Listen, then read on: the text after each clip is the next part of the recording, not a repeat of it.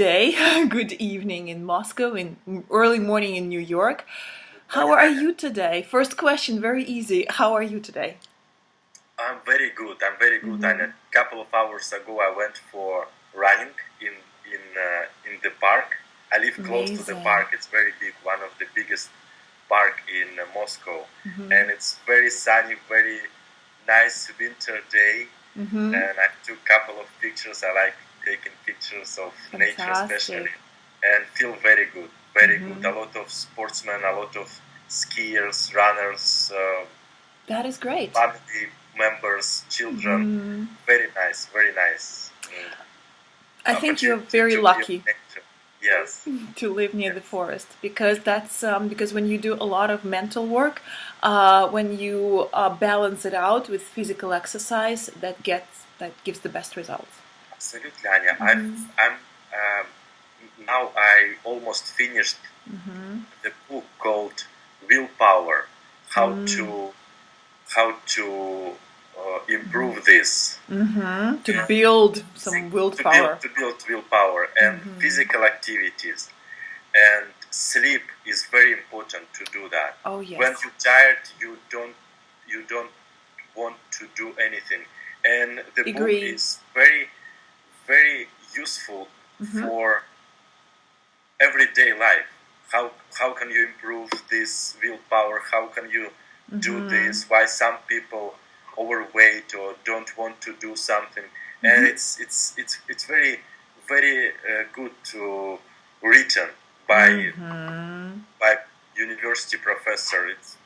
If you want, I can send you this book. Oh, please do. I would love that. And then we can discuss what we got out of it because I think willpower is a really important topic because the results in life of people, they depend on how they can conquer their willpower or how they can deal with it because we all have this issue that we don't want to do lots of things.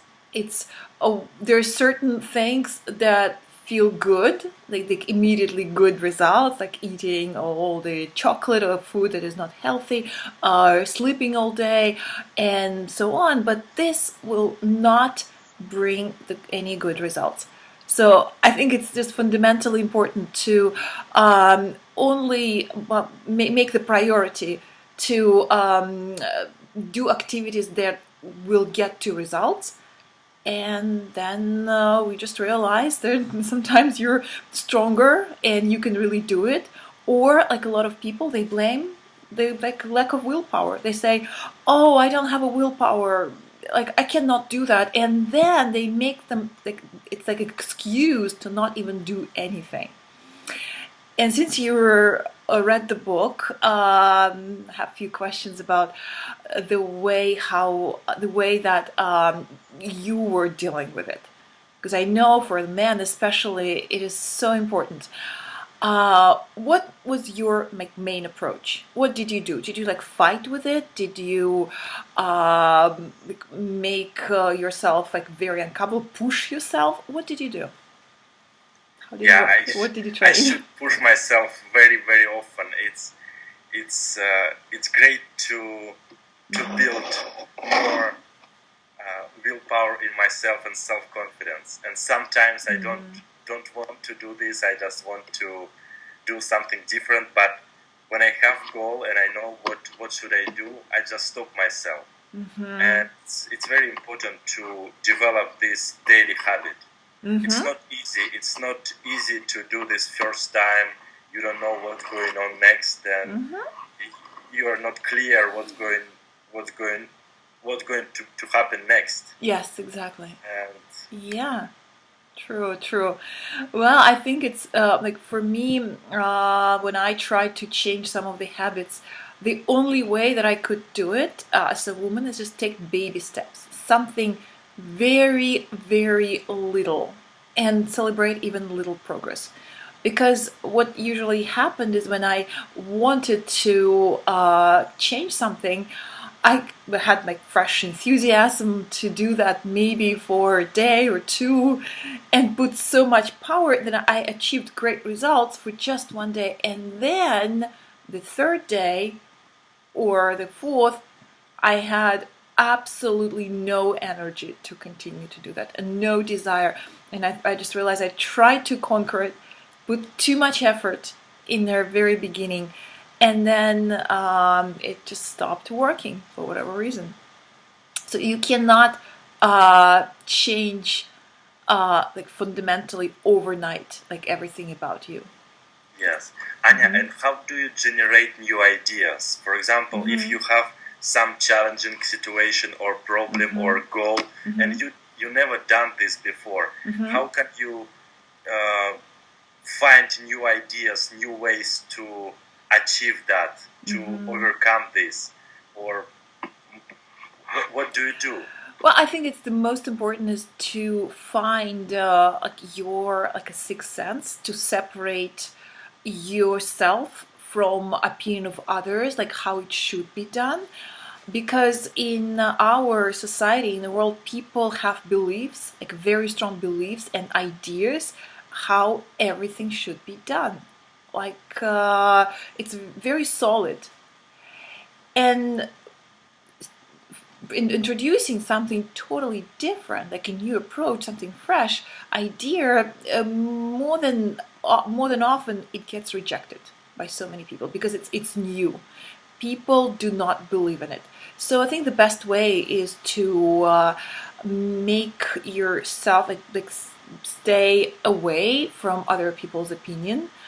And try to, like, physically, it's better to just spend some time alone and do not really listen to anyone talking, whatever they're talking, and it just naturally comes to you.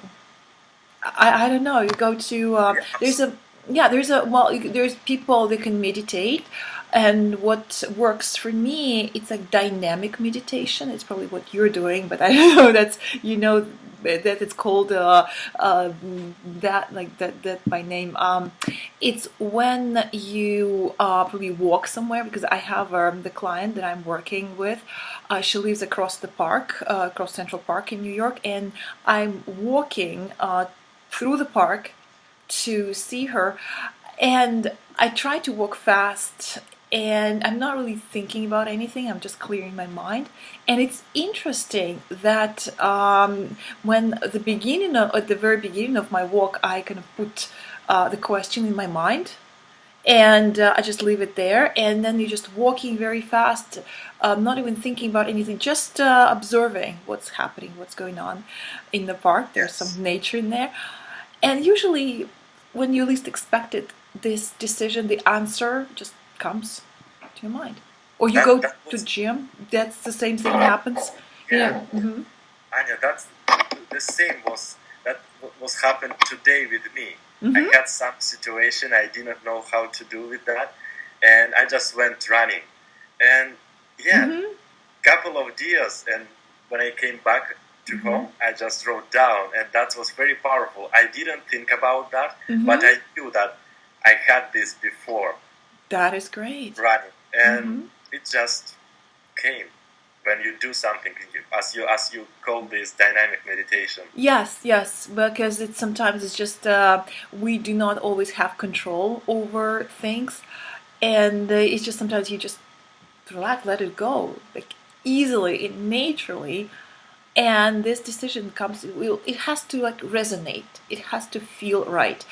And sometimes there will be the contradiction with the common logic when most people, they believe, like for example, they believe that the success could be achieved only in the office job, for example, or they just have this idea, and if you're not doing anything that you're expected to do, then you are not in a safe situation. It's how our brain works. It's our like fears. They have a really important role of protecting us from different unknown situations. But some people, they do take risks. They find this decision. You know, this. I was reading a quote, and it just impressed me so much. It's so true. I wrote about it in English. About like Steve Jobs said that you really cannot see like your future, like right away, everything in the future. You're connecting dots, but the dots are not in front of you, they're backwards. Then you do something that you believe in, you use your wisdom, like your karma, like anything. You start like doing what feels right, but you never know. And then you look back and then you connect the dots and realize, yes, it was the way, it was meant to be done, and that was right. And you know that Steve Jobs, he's a revolutionary. He was able to do so much. He create like so something totally new, something fundamental, something that didn't exist before him. He changed the world, I would say. It would be really fair to say that. And that's what he said. There's no way. You just have to just listen to yourself and be honest with yourself. And there's lots of traps. You know, lots of people would offer you something, and probably that would seem like something very, very attractive. Something that would be good to do. But deep down, you don't feel that it's really right, because you only have one life and it's just so short. Time goes by so quickly. Yes. And exactly, so if you spend even very short time of your life doing something that is wrong, it's like too precious. It's something that will drive you away from your true goals in life, and from something that will bring you the best success and happiness. Anya, probably you've heard about the word networking or networking. I don't know. Of course, absolutely, yes, yeah. That's what something that I'm also networking or networking. How can I say? Networking. Networking. Yeah. And you have a lot of people. You know, you meet regularly. You have a lot of people around. Do you use these contacts, or you just do you know how to use this? Because networking is just like science is getting more popular these days, and you can be valuable for some people. You can meet some people, and you can get acquainted to each others, and they will be grateful to you. How can you use this in your own life? Well, right now I'm at the point of my life when I go for quality as opposed to quantity, and I prefer to communicate with people that I already know, because in the city that I live right now in New York, there are so many people. They live here for some time, they come here for a short time, or they stay longer. It's too many people, and we only have 24 hours. And it would be very difficult to stay in touch with all of them. Basically, it would take all your time, and you will not have also any time for actual work, for sport, for like relationship, real friends, and all, because all the new contacts that are coming into your life, they take time away, because the basic rule is that if you're doing something, if you're in certain place and doing something with one person, then at the same time you cannot be in other place and doing something else. Like right now, you and me, we're having conversation and we're sitting here, so I'm not able to answer my emails right now, or text messages, or talk to other people. So you have to prioritize. And the more popular you become, the more value you have, the more energy you have, the more people you attract. That's the rule.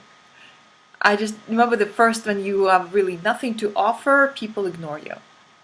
People usually want to become closer to someone famous, someone interesting, someone who has achieved something, because of the reason they want something from you. That's the value. And it's nice that you have a value, that it really feels great to be popular, and then people want to invite you and do something for you. Except one thing, that you have to recover, you have to prioritize. Yes. Otherwise, the results will be very weak in everything that you're doing. So just a lot of times it's like the prioritizing, learning to say no. Yes.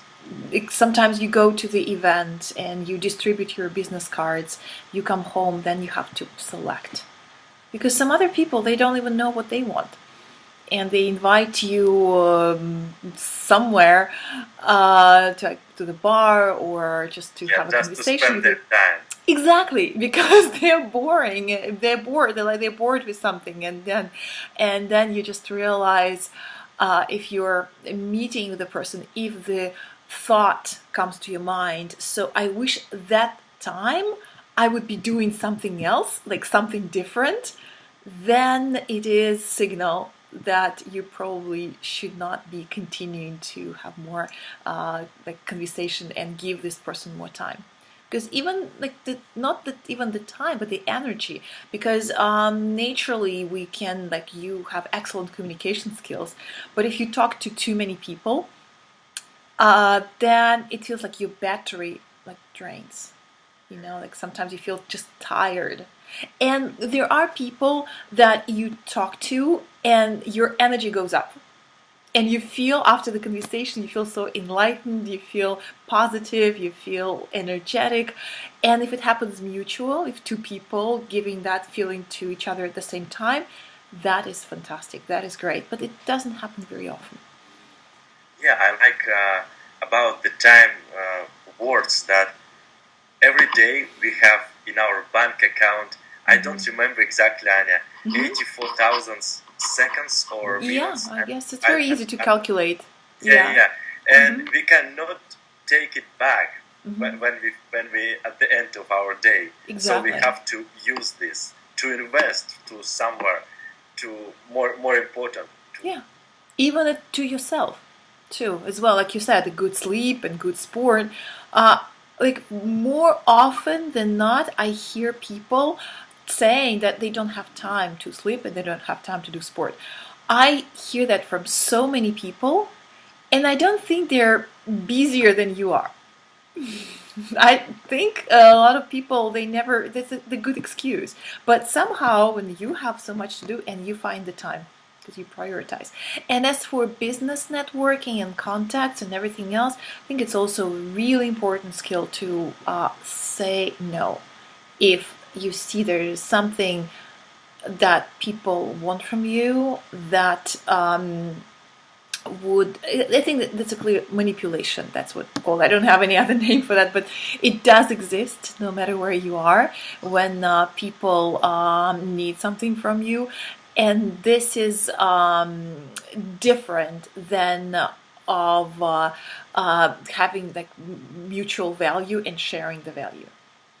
It's sometimes when you want to help people, when you want to do something, the decision is yours, then it's a one thing. But if something that someone uses networking to get something from you, it's a totally different story. So there's skills in there, but there's lots of books written in that. There's nothing new, but it's important principles to consider. Yeah, and you help a lot of people. Yeah.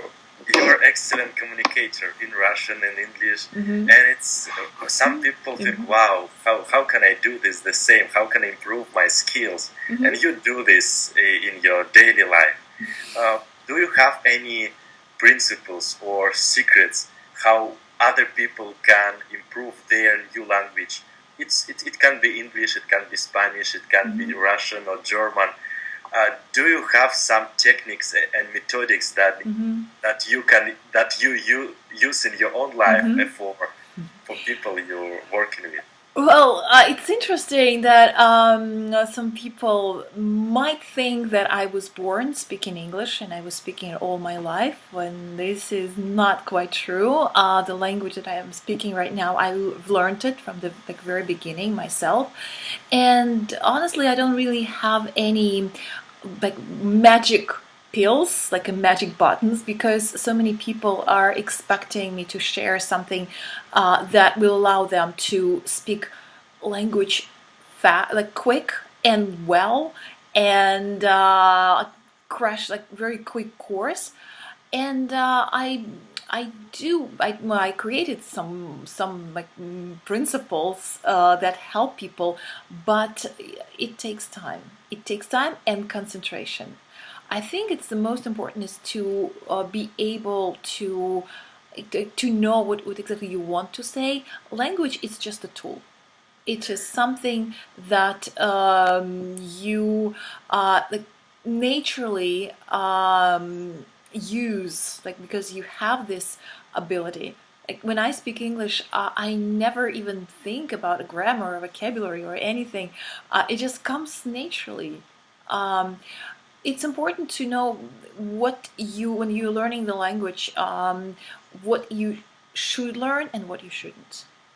And as I've studied English seriously at the university, in the pedagogical university in Russia, and actually you have two schools, two universities, and I can tell you that all this deep theoretical knowledge, I never used them, and it's really a lot of grammatical constructions you never need it. I think the principle is to simplify as possible as you can. Speak shorter sentences, but make sure they are correct, grammatically correct. And only then add some new words, some new expression, something that fits naturally. But like a grammar, it's like a skeleton of a person, of a dog, or any living creature. That is the same. The grammar like serves the same function. Vocabulary, words that we're using, it's more like a meat that are attached to the skeleton. Wow. That's the principle, that how I see any language, and they're all different. You just have to see like the fundamental principles of how language works. Right now I'm learning French and I can speak it, I wouldn't say as fluently as in English, but I'm very comfortable speaking French because I'm also teaching it myself.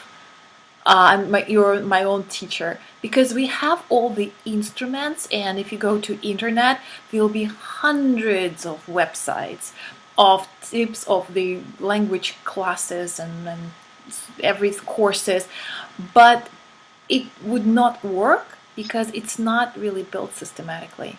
Learning just bits and pieces here and there, it's just the knowledge.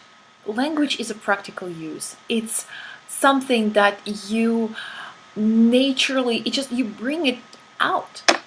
Learning, I can teach anyone to speak good English like for like a month, because that's all it takes to learn the basics of grammar and vocabulary, and then just use it. It's like the flow.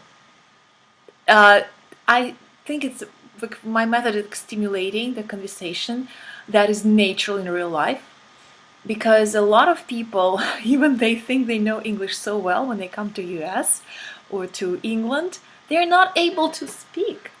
They are speaking totally different language, and they don't understand their dialects, the idioms, the key phrases, because language and culture, they are interconnected. There's things that are so typically American that you have to just naturally accept. You won't learn it anywhere. Like, for example, in America, when you come here as a tourist, a lot of people here, they work in Manhattan, you meet them for the first time. A lot of Americans would ask you, like, what's up? Like, what's up? It's like naturally, that's the way, that the meaning of this expression, like what's up, is like, how are you doing?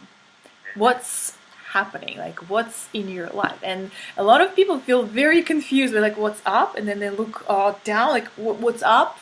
And what's down? They're trying to like find something, like, what is up? It's so funny to watch, because they just don't understand it, because they were studying different language. the cross-cultural trainings that I'm doing, it's not just the teaching, because there's so many teachers of language. I like to take the next level, to level above, to actually bring people to the culture and to make them feel that they're living here. They're not just a tourist, because as you've traveled a lot, you've seen many places in the world and many countries, you probably would notice that all the touristy places are the same. There's no point of just traveling if you only go to the tourist, like be the tourist. It's a big difference. You will not know the country. You will never meet the people if you spend your time in museum and restaurants, like popular chain like McDonald's, or in a hotel. You don't even have to go anywhere. You can, in Moscow, you can check in to any hotel in Moscow, like there's a Ritz-Carlton in Moscow, and you can just live there and spend your money there. And I think will be the same thing, and then go to do what the other tourists do. It's similar. We have all the museums and galleries and monuments in every city. They're just a little bit different. Knowing how people live, learning something from them, from the culture, that I think it's really important. And especially in business, people lose a lot of money, and it causes a lot of stress, this lack of knowledge.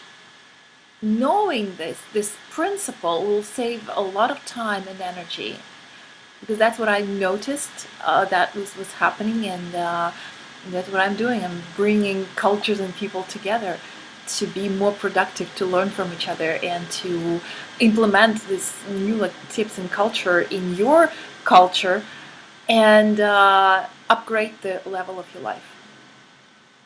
So it will be definitely better. You benefit from it. And language, it's just it does play a lot of big role, but it's the same way as food or music to the different culture, because you have to, when I lived in France, I had to go to smaller villages, try very authentic food that what only French people cook and eat. It's not necessarily for the tourists, and it's a whole different world to feel, to actually be the part of it, to live in the family. Because I have a family in France, and that's the way that they're treating me. It's like I'm part of them. And that's how you learn. That's how you deeply go into the culture. And when I talk to people who've been to France as a tourist, I can tell that they haven't seen anything. And the language, it helps. It's a means of communication. You find the ways. I mean, it's also really important to not try to speak only perfectly, because it's a Russian school where people, we were taught not to make mistake. We were punished for making a mistake, and a lot of people are just afraid to speak. But in real world, even if you're making a mistake, who cares? There is a communication. It's either you're communicating or not. You have a message, you have something to say, and you deliver this message, and another person is accepting it. That's the communication. That's what the language is for. It's not about doing grammar exercise and getting all 10 sentences correct, or it's not about reading, using the words that you will never use in your life, or grammar rules that would be just theoretical material. Just very easy and a lot of fun. And you're fluent in English. You're almost fluent in French, and you're learning French right now. Mm-hmm. You speak Russian, and I know you read a lot. You watch some TV, Mm-hmm. programs and educational. Mm-hmm. What kind of books do you read? Do you read in English most of the time, or sometimes you read French literature or Russian? What kind of movies you watch?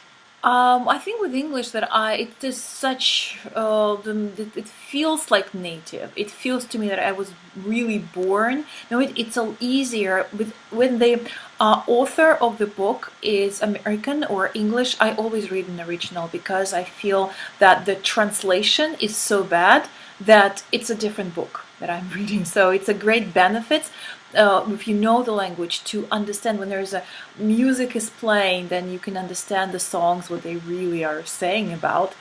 And there's also a lot of discoveries, and people they know like a popular song, and then they finally understand what it is really about. Like it's wow, it's great. So I do use the language. Like I read, and for example, if you're talking about the books, I have a book right here. I think, yeah, this one is definitely in English. I like this one, and this is the really quite famous book about. It's very inspirational about working, about the freedom, like redefining the way that you are like working and the redefining success and achieving really great results. And then I have a good book. This is in Russian. This is about Russian business, but the author is Pavel Mrachkovsky, which is Russian. And naturally, I bought this book in Moscow when I was there last time. And it's really like natural that what you do. I have many other has like big shelves of books. I think reading is really like changes you a lot because you can spend time like with the author, like absorbing his ideas, implementing them, and it's lots of books that make you think. And also, since I do not always have time to sit with a book, I listen lots of audiobooks, lots of lectures. YouTube is such a great channel when you can play it, and whenever you go, you just constantly listen something. But this is like more advanced level. It's very like natural to me. With French, when I'm still learning, I think I cannot really read like political press and discuss the problems of an economy and about like this country. So I go to more lighter content. I can watch the film, maybe the comedy, something TV show in French, something that I already like know, something that it's not necessarily deep and serious, but it's fun, and it just brings me a lot of positive emotions. I know the same thing in Russian. I would not even watch, but I try to go with something authentic.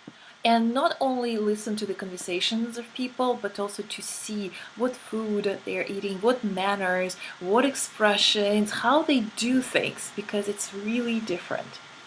And when you are speaking different language, you become a different person. Absolutely, and I like the quote that the reading for the mind as exercise for the body. We have the same muscle here, and as much as we learn, read, and educate ourselves, the more we can learn.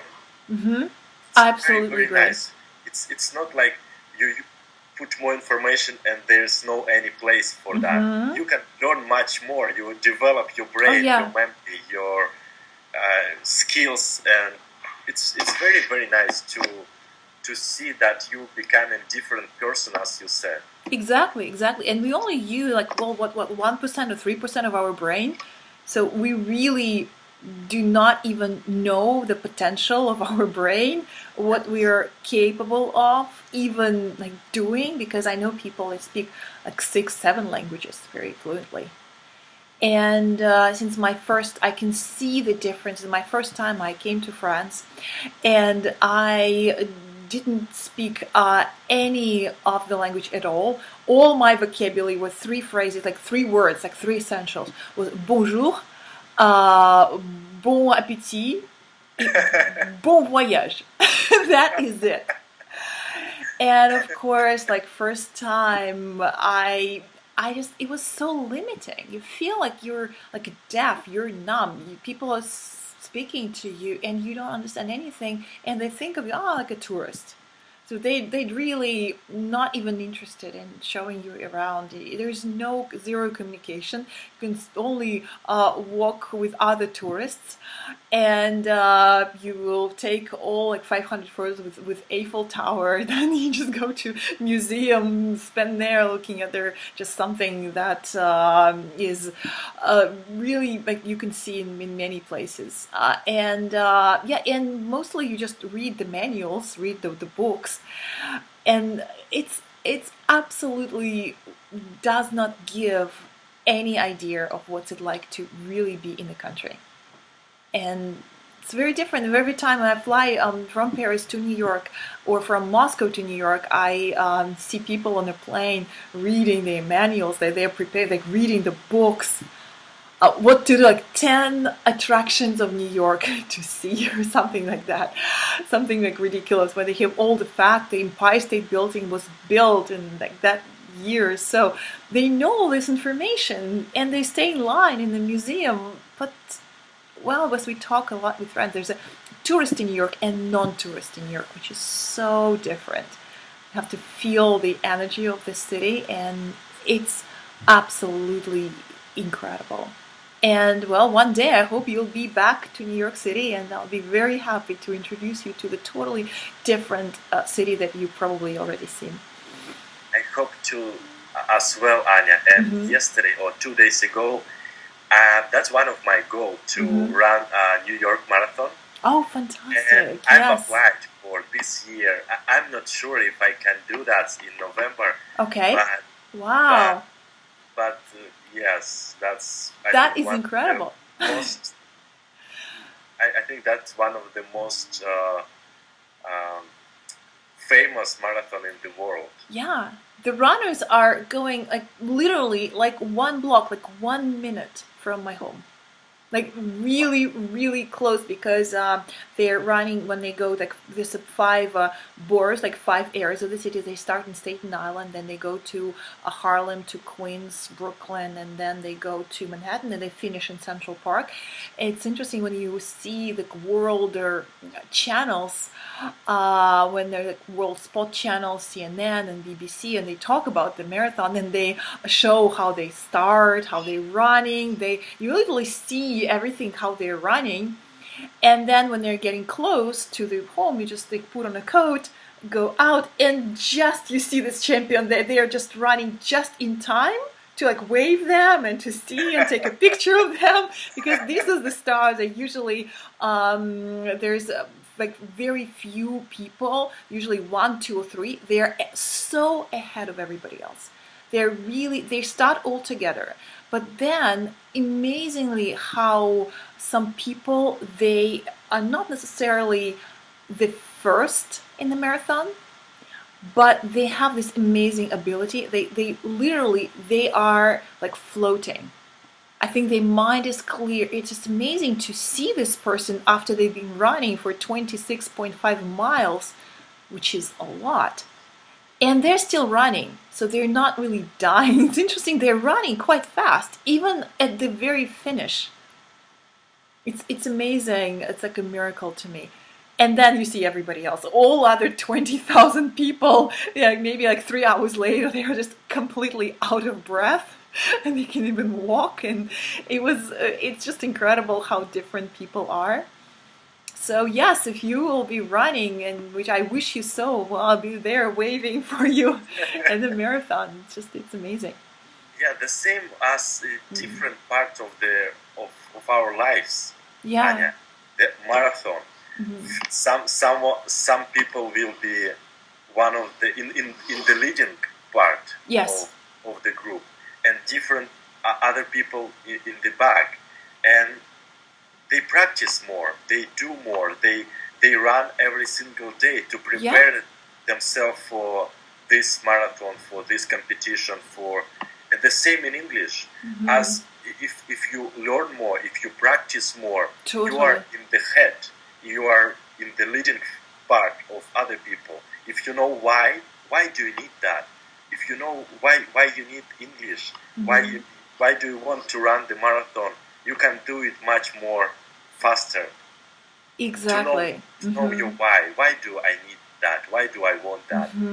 If that person doesn't know, I just want, I don't know why.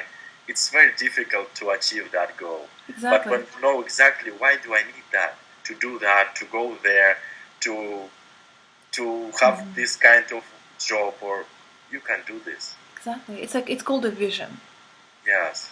When you know you are in point A, you need to get to point B. Yes, because if you randomly start to like going all directions, you'll never get to the point where you want to be.